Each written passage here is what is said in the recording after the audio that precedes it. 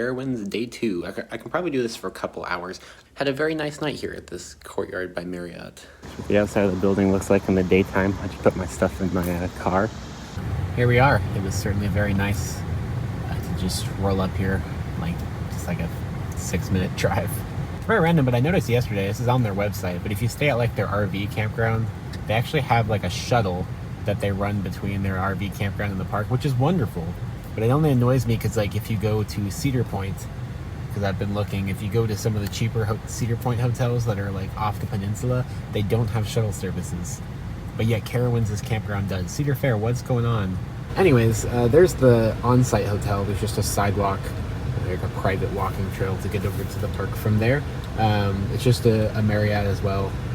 But that one's usually pretty expensive. It usually runs like $250 a night. And also it was already full when I was looking for tonight anyway. It does seem to fill up pretty fast. I don't know what's taking so long here. These are some slow gates. The Sunday versus Saturday theme park crowds, like it never ceases to amaze me how much more empty these parks are on Sundays.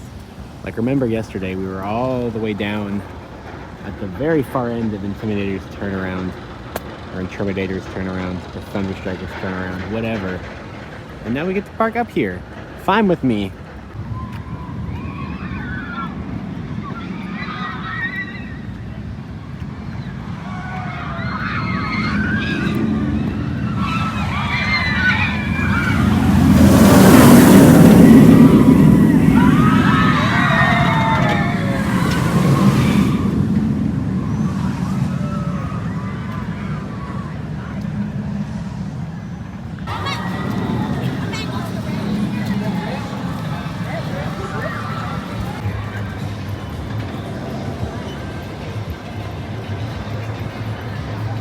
So I was gonna eat first because I'm pretty hungry, but I saw Fury running similarly with the trims either turned off or turned very, very low. So I'm gonna try that out. Okay, the line for Fury actually looks pretty long, so I'm gonna get an overpriced soda to have while I'm in line. This is a whole like little building that just sells Coca-Cola, like fountain drinks. That's all. But it looks like there's a line there. Dang it.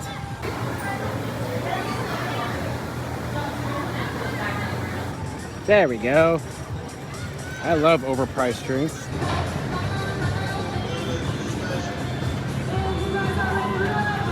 Lockers, my favorite. Also, same with Copperhead. None of the lockers are printing receipts today, which sucks because I usually use that to remember the numbers. So I'm able to get up my phone and take a picture real quick.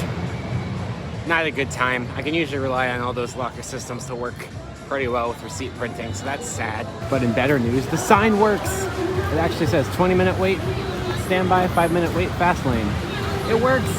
The dispatches are definitely speeding up. This train just parked right as the other one dispatched.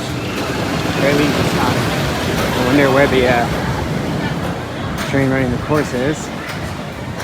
So train on the lift. I don't think the other one's even entered the helix yet. They are running 3 trains today. It's not a good angle for this. Okay, there it goes through the helix. There we go. Nice. It's good. They only have 2 people checking the trains today, and they're still doing that good. Fantastic. Almost perfect.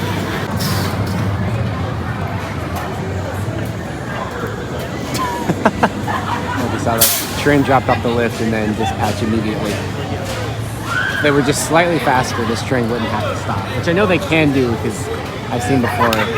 There is a holding brake before the lift, so they can dispatch before the lift is cleared. This is probably against policy at this point, if I had to guess. Oh, never mind. There's that hold brake in action. Yeah, it started right away. Yeah, they actually got that fast. They're hitting it like every cycle now. There we go. It's only for a few seconds, but that's just cool from a ride operations nerd perspective.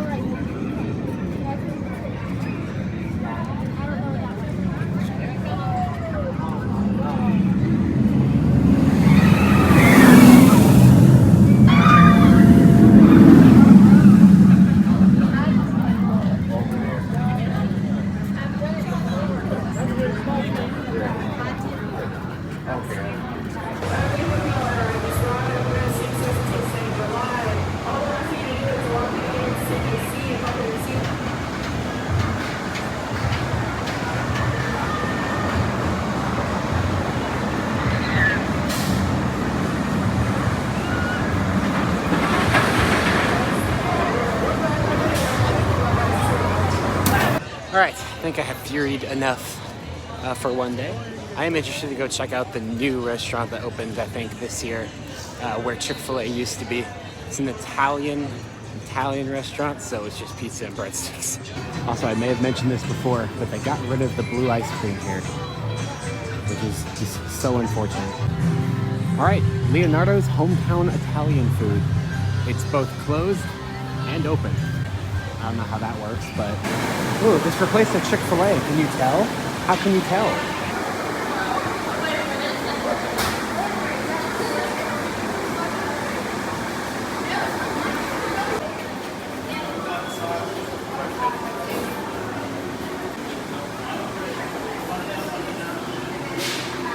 It's definitely cool how they decorated in the seating area.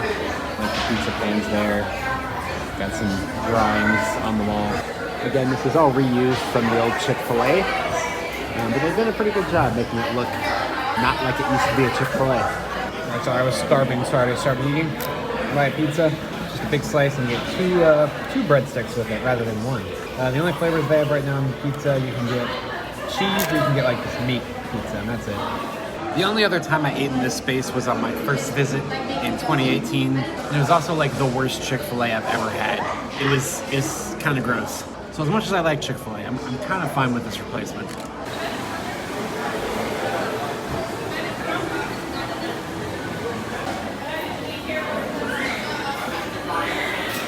It's hot outside. The air-conditioned eating spaces are very nice.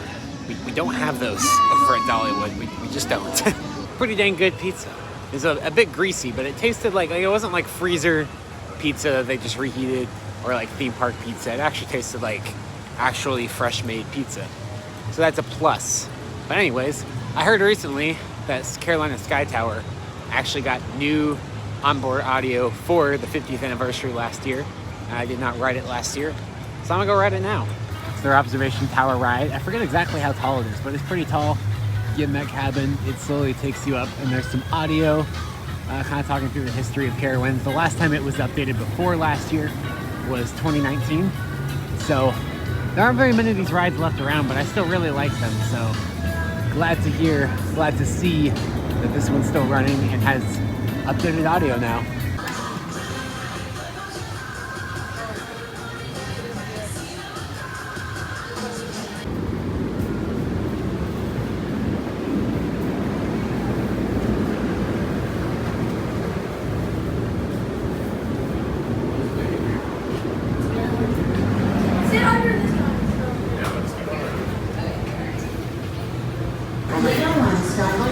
The only ride you can use phone. Rises to a height of 350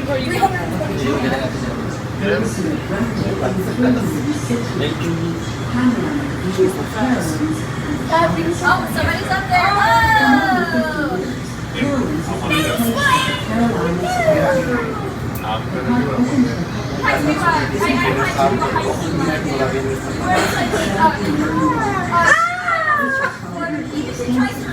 Whoa! It's kind of cool. It's so exciting. Check it out.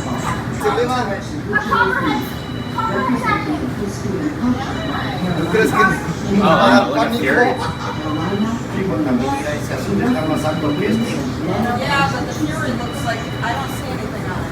Carowinds still holds the title of being the only amusement park in the United States. Look at this thing. Oh, okay, there we go. I didn't see anything on it, so I'm like, I wish you could just... Dude, look at the drop tower. And every time we lean forward to talk, we lean forward. Look at Windseeker. Oh yeah, Windseeker's nice and tall. Oh wow, it's busy at the water park. I wish you could stand there.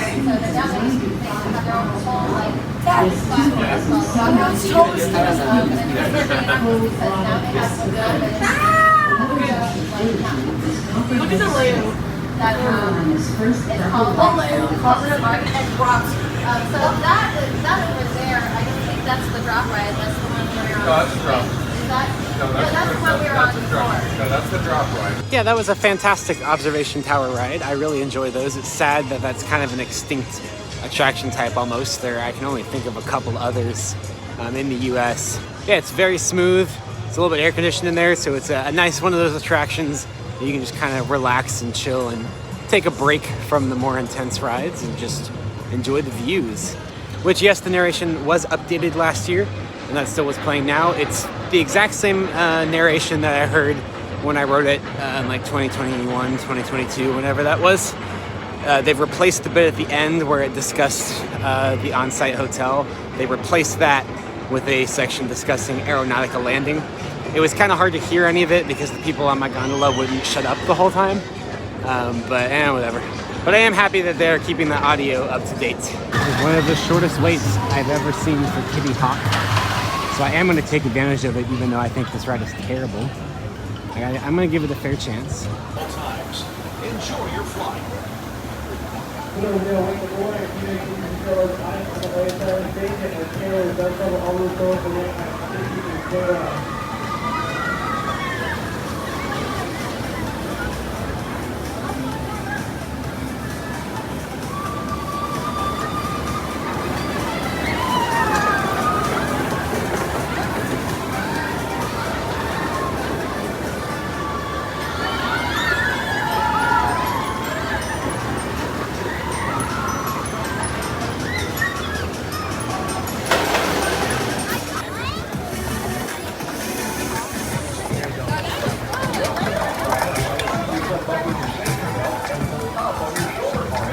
This ride has a ridiculously long exit lane. It's like, please walk all the way around, please.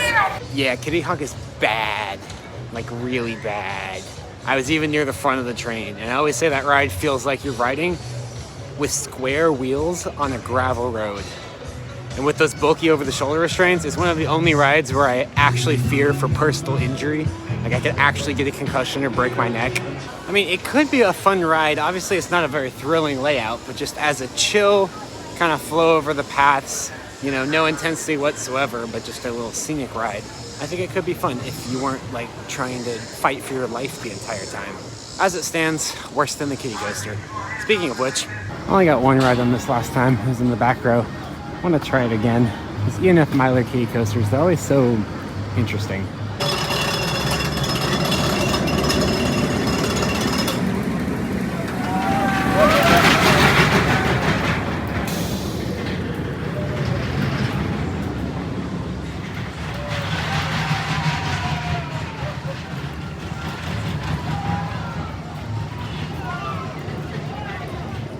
Alright, I just got off. I'm just trying to get Intimidator footage. That guy has a beast shirt on. Boozies. Gotta get the credit. It's okay, I did the same thing.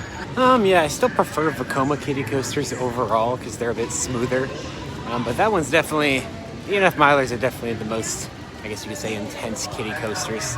Whether that's a good thing or a bad thing, I guess just depends on how you think about it. So besides Nighthawk, which is broken, the only coasters I haven't done this weekend are Woodstock, Flying Cobras, and Ricochet, as I like to call it, Ricochet.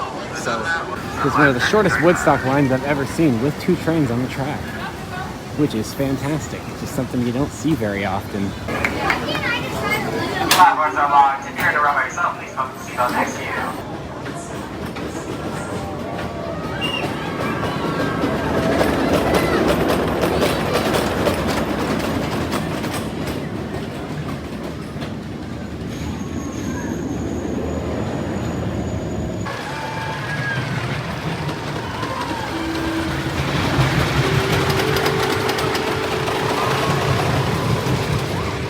Alright, cutest ride at Carowinds Award.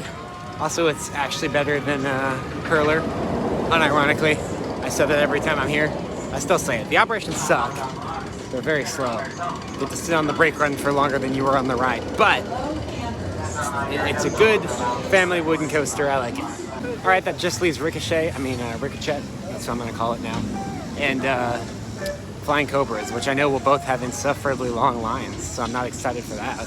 So yeah, I'm running out of time, but before I get in those lines, I am going to go ahead and grab some Ritas from the Rita stand over here. I haven't had Ritas in, I think I was probably in middle school the last time I had it. So I think it's around this corner down here by where the old Rapids ride used to be. Which it cracks me up, they just stuck like a Wallaby Holland ass looking beer stands in front of the old Rapids entrance. Like, there's nothing here. Don't look behind it, please. Yeah, Rita's. Not the Queen of Speed. The ice cream shop. Alright, I got the Fury Freeze, which is green apple and blue raspberry, I think, with custard in it. We'll see how it is. Well, glad I'm not going to ride Hurler, because it is being evac'd right now off the top of the lift. Kind of sucks though, I would have liked that. The only evac I've ever gotten off a ride was off Lightning Rod's brake run. Just walking like 2 feet into the station, it doesn't really count. I would love to be evac'd off a lift hill, but like not a tall one. Like while I was on Fury earlier, I was like, I think I would have a panic attack if I had to walk down these stairs 300 feet in the air, especially because those you can like see through them. But like Hurler, yeah, that'd be a fun evac.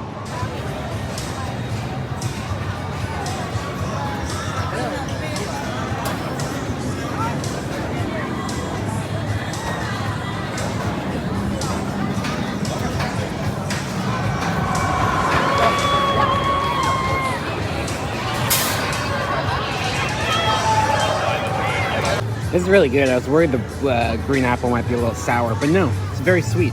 And I decided to come eat it by the place you should definitely eat a Fury Freeze, by Fury. And I guess Ricochet could be worse. This wouldn't be that long of a wait if they operated this thing normally, but they don't operate this the way you're supposed to operate a wild mouse.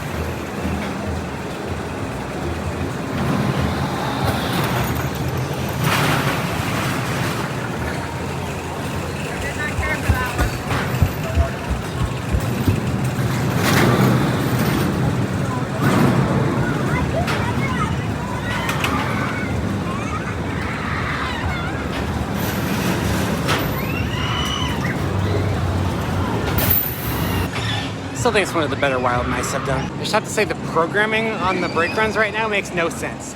So the first brake run you hit about halfway through the lateral turns, little switchbacks, those do not kick in at all. So you take the second half of the laterals just stupidly hard, then every other brake run nearly stops you and like kills the pacing on the rest of the ride.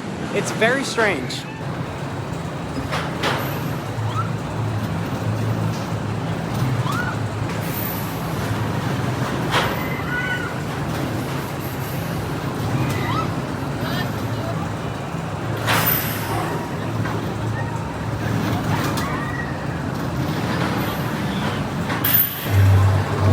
These bushes are just full of cicada killers. Nasty looking wasps. They're big too. We'll see if they fixed how this ride operates, because it used to be pretty bad as well. And it looks like it has a decent wait, so here we go. This wait time is posted at 5 minutes. There is no way on God's green earth what's even happening right now.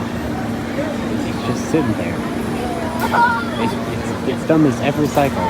Good lord, the way that ride is operated is so bad. No hate on the ride operators though, because one of them told me he liked my Voyage shirt and that he liked the Voyage. So that's fun. Most of it's just management. The way that they have it set up to be operated is so stupid. So I waited to about that second pole there, so even a little bit shorter than this, and it was about 45 minutes. There's no reason for that. I'm just gonna walk and talk. Man, so ride experience itself, It's fine. It's a Vekoma boomerang. It is pretty dang shaky, or at least this one's gotten pretty dang shaky. I haven't done any others other than the one with the lap bar in Austria, so that's kind of irrelevant. I find the lifts to be more fun than the actual ride. I don't mean that in a bad way. When you're going up backwards, you kind of get like hung forward on their strength, and that's kind of fun. It kind of gives you a fun like drop tower anticipation for the drop. And the drops themselves, both forward and backwards, had a little bit of a stomach gut feeling to them, which again I don't really get on many rides anymore, which is fun. Bridges are fine. They're incredibly forceful if you're into that, but very shaky, so hold your head forward. Luckily, again, it's got the vest restraints, so it's not too bad. The operations there, though, they still do the same stupid thing. I was hoping they had changed it since it had been a couple of years, and it seems like in general the park's really been trying to step up their operations game this year with much faster, more efficient operations. I'm seeing 3 trains on at least Intimidator and Fury a lot more than I used to. But no, on that ride, it's still, obviously it's 1 train because it's a boomerang, but then they don't even start assigning rows until all the passengers are off the other train. Then they have you stand in front of the gates, and then they like just give you the safety spiel like as slowly as possible after you've already been waiting, and it's just so dumb. Then they make you take 2 steps back from the gates and refuse to open the gates until you like stand way back. Do these gates work any differently than any other gates? No, they don't. It's just everything about this ride has to be so incredibly stupid that it makes you want to just rip your own organs out. Anyways, I am here much later than I probably needed to be. I probably need to leave right now, but I want to do hopefully the Big 4 one more time. So I'm going to stick my stuff into a Copperhead Strike locker, and then the lines look short, so hopefully be able to do Copperhead, then Afterburn, then Thunder Striker, and then Fury, hopefully.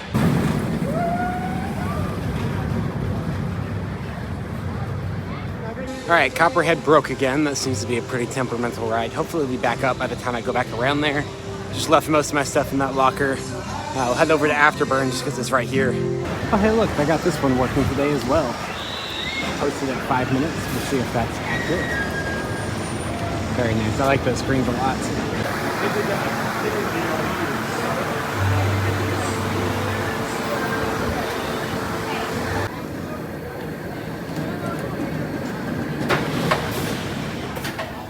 All right, Afterburn done. That was about a 15-minute wait, and it was pretty good.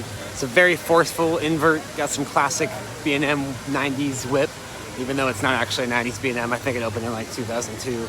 I was in the middle of the train just because that was the shortest wait, and it was still pretty good there. So I'm about to ride 2 more B&Ms. Again, about a 15-minute wait for Afterburn on a posted 5. So that kind of blows my theory that I had earlier that they were intentionally overinflating the wait times to convince more people to buy single-use fast lane.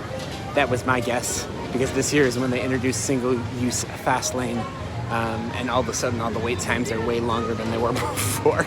But yeah, that one was shorter, so I don't know. All right, on to Intimidator, and hopefully the wait for it is not quite as bad. We'll see. Fury's listed at 45, which is concerning me, but again, that's been overinflated pretty much all day. I'm gonna end up getting out of here much later than I expected, which means no time for merch or anything. But that's all right, I guess. All right, it's posted at 15. Hopefully that's what it is then. Oh, it's like basically a walk-on. Okay, sure, I guess. All right, Thunder Striker / Intimidator is done. That was super fast because we had the same crew on that was on when they were doing Incredible yesterday. I should have looked to get names off the name tags. They're amazing. It was stacking all 3 trains pretty hard earlier today. But this crew doesn't do that. This crew's good. This crew knows what's up. Hopefully we get a similar experience on Fury so I can run to Copperhead and get out of here. I forget how long this hike to Fury is until I actually do it. It's not short, that's for sure.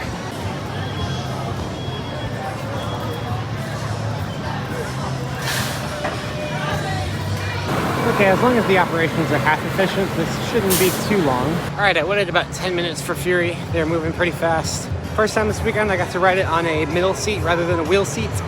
And honestly, I didn't notice that much difference in terms of smoothness. Some of the whip sensations were a little bit different in the middle rather than on the edge seats, but turn back now. Yeah, no, I don't think I will, thank you. I don't know why I've never noticed before. It plays like chicken clucking sound effects around here. That's funny. Just really love what Mock Rides does in terms of their layouts. It's like exactly what I want to see. At least Copperhead Strike is. Starfall Racers, or I guess now it's Stardust Racers, looks pretty awesome as well. I'm really hoping I'll get to ride that next summer. But yeah, that was a great ride to end it off on. Obviously, Fury's a great ride to end off on, especially if it's nighttime. Like last night, that was amazing. But I feel like ending off with a Fury day ride when I had that amazing night ride last night just wouldn't have been quite the same. Fury is just more exciting at night. Copperhead, I feel, is pretty similar.